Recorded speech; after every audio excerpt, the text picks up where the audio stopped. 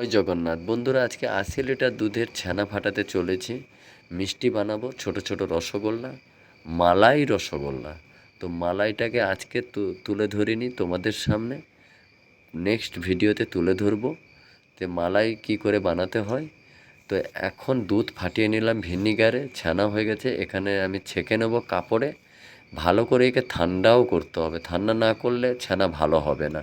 আমার এখানে আমি বরফ দিয়ে ঠান্ডা করেছি। তো তোমাদের সামনে তো সব কিছু একটা হাতে ক্যামেরা করব না, এখানে কাজ করব। যখন কাউকে পেলাম, এখন একজন শেফকে পেয়েছি, শেফকে বললাম একবার ভিডিও করে দাও তো, আমি যে মালিশ করছি ছানাকে, ভালো করে মালিশ করলে ছানা দানাদানি থাকে, মিষ্টি ভালো হয় না। আমি এখানে গুচি কেটে দিচ্ছি, আমার দু সাইডে শেফ দাঁড়িয়ে আছেন, এক সাইডে হেল্পার।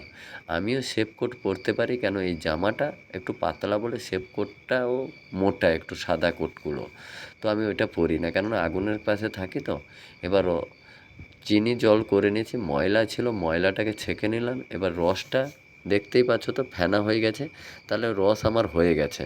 মিডিয়াম রাখতে হবে, বেশি মোটাও নয় বেশি পাতলা নয়। ছেড়ে দিলে তারপরে হালকা গ্যাস ফাস্ট করতে হবে। দেখতে পাচ্ছ আমি গ্যাসে, উনুনে যদি করো উনুনেও জ্বালানি ফাস্ট রাখতে হবে, আগুন দাউ দাউ করে উঠবে। এবার একে 15 থেকে 20 মিনিট তোমাকে ফোটাতে হবে। আমি কিভাবে করছি তোমরা দেখতে থাকো। 20 মিনিট ফোটানোর পরে হালকা করে জল খাওয়াবে, ফেনাও থাকবে, হালকা করে মালও দেখা যাবে, মিষ্টিটাকে, সরি মাল বললাম, মিষ্টিটাকে দেখা যাবে।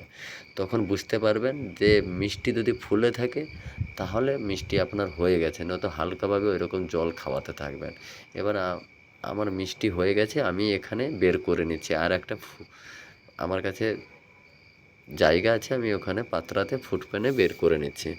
তো মিষ্টির সাইজগুলো দেখো, আজকে 80 লিটার মিষ্টির সাইজগুলো দেখে কেমন লাগলো, যদি ভালো লেগে থাকে কমেন্ট শেয়ার করে যাবেন। জয় জগন্নাথ, জয় জগন্নাথ।